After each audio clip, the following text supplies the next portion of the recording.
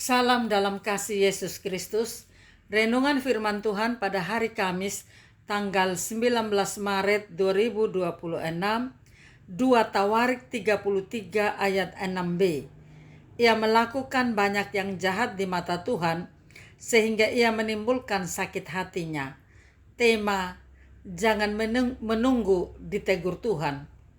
Penyesalan tidak pernah datang di depan, tetapi muncul di belakang atau di kemudian hari. Maka alangkah bijaknya bila sebelum melakukan segala sesuatu, kita pikirkan masak-masak sebab dan akibatnya supaya tidak menyesal.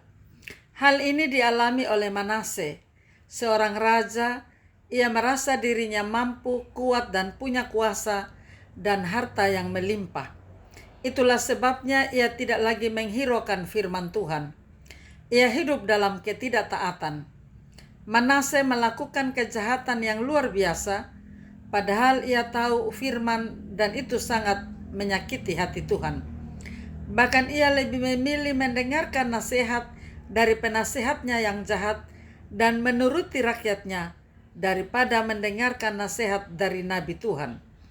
Yang lebih keji lagi, Manase mendirikan bukit-bukit pengorbanan kepada dewa-dewa.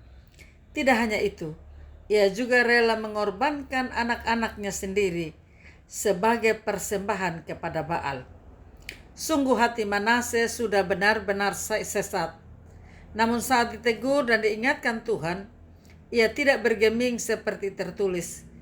Kemudian berfirmanlah Tuhan kepada Manase dan rakyatnya, tetapi mereka tidak menghiraukannya.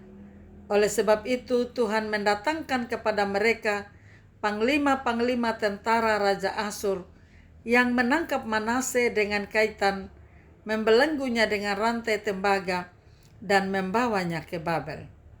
Manase benar-benar dipermalukan. Meski demikian, Tuhan panjang sabar dan penuh kasih. Tuhan tetap mengasihi umatnya. Maka supaya tidak terlalu jauh tersesat, dengan terpaksa Tuhan akhirnya menghukum Manase. Tujuannya bukan untuk menghancurkan, tetapi supaya bangsa ini bertobat. Maka dalam keadaan terjepit inilah Manase baru menyadari kesalahannya. Ia datang kepada Tuhan dan meminta pengampunan. Mendengar kesungguhan hati Manase, akhirnya hati Tuhan pun luluh. Tuhan pun melepaskan dia dari tangan Raja Asyur. Lalu Manase mulai hidup dalam pertobatan dengan menghancurkan dewa-dewa Baal. Patung-patung dan bukit-bukit pengorbanan pun dimusnahkannya. Akhirnya Manase mengalami pemulihan. Jika saat ini kita sudah jauh dari Tuhan, segeralah bertobat. Jangan tunggu sampai kesulitan, penderitaan, atau penghukuman Tuhan menimpa kita, barulah kita menyesal dan mau bertobat. Amin. Mari kita berdoa. Terima kasih Tuhan untuk hari ini kami boleh bangun, kami boleh diingatkan untuk selalu hidup dalam pertobatan. Kami tahu ada begitu banyak godaan dalam dunia ini yang membuat kami hidup di luar kehendak Tuhan. Tolong kami ya Tuhan untuk belajar dari setiap pengalaman hidup, menyambut kasih setia Tuhan bagi kami. Berkati setiap keluarga dalam pergumulan hidup masing-masing. Berkati setiap anak-anak Tuhan, bahkan kami sekalian dalam melaksanakan tugas tanggung jawab kami.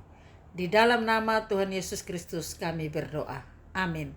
Salam, Tuhan Yesus memberkati. Saya Pendeta Yuliana A. Ambo.